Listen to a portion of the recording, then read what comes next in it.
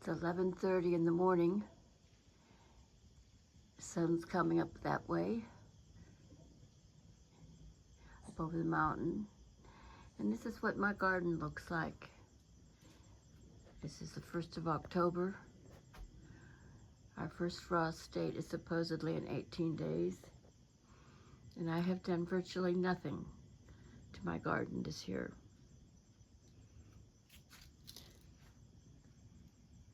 It's an odd reaction, I know, to a year and 3 days ago destruction of western North Carolina,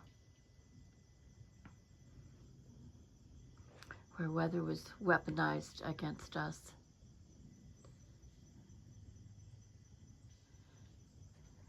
So the beautiful orange flagstones,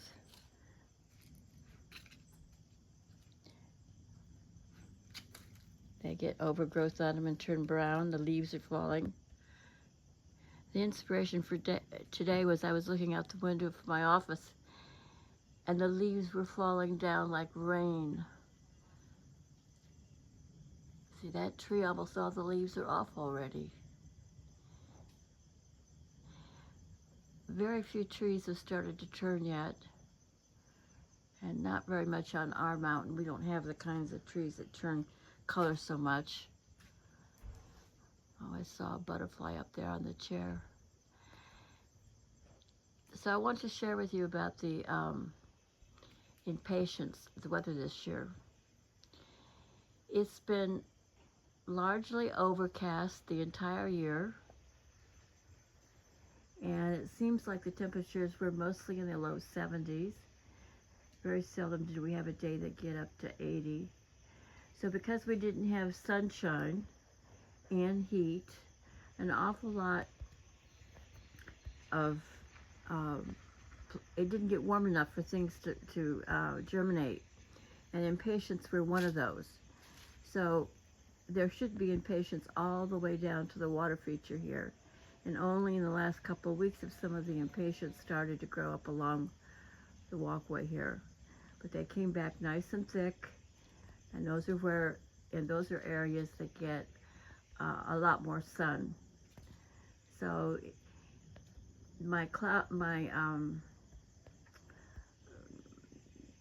the shade from the trees is a lot more, last 6 years. And this year in particular, I've noticed that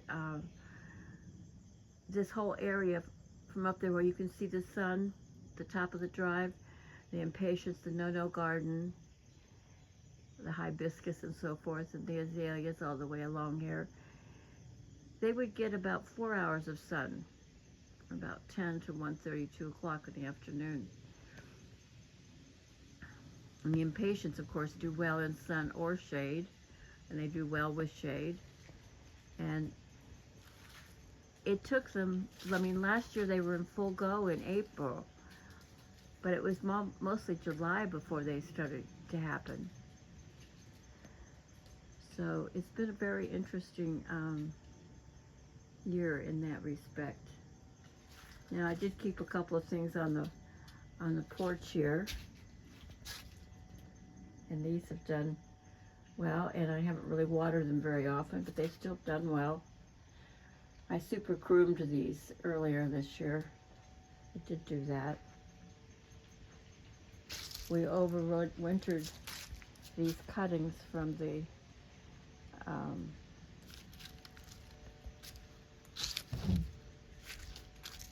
chicken gizzard, and in the sunshine they're brilliant red.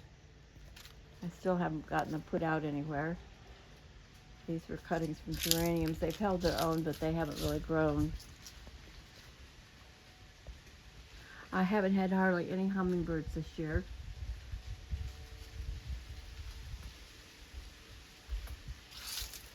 I stopped filling the feeders up.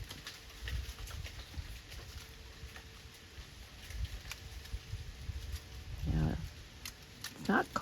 Yeah, it's raining leaves. Don't think I know how to show you that. And the wind isn't blowing particularly. Well, this is our ICU for plants. over here. A friend of mine's home was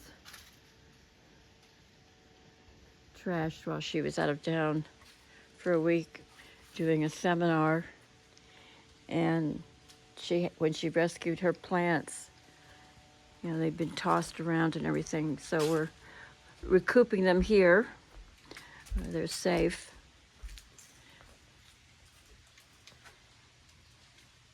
So you'll notice this is a woodland shade garden, and it's fun to have interesting plants, but the shade from the trees creates patterns all over the garden that make it interesting from one hour to the next. So that's as much a part of what makes the garden special. And you see all the leaves.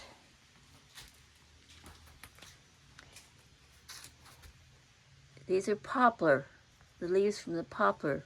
We live in a grove of poplar trees.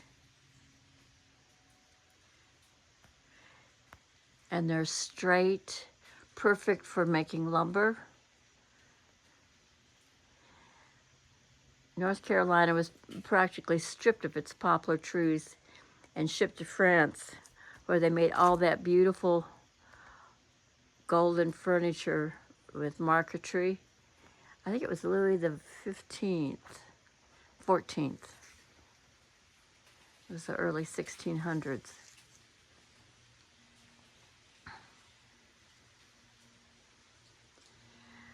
Well, thank you for joining me today.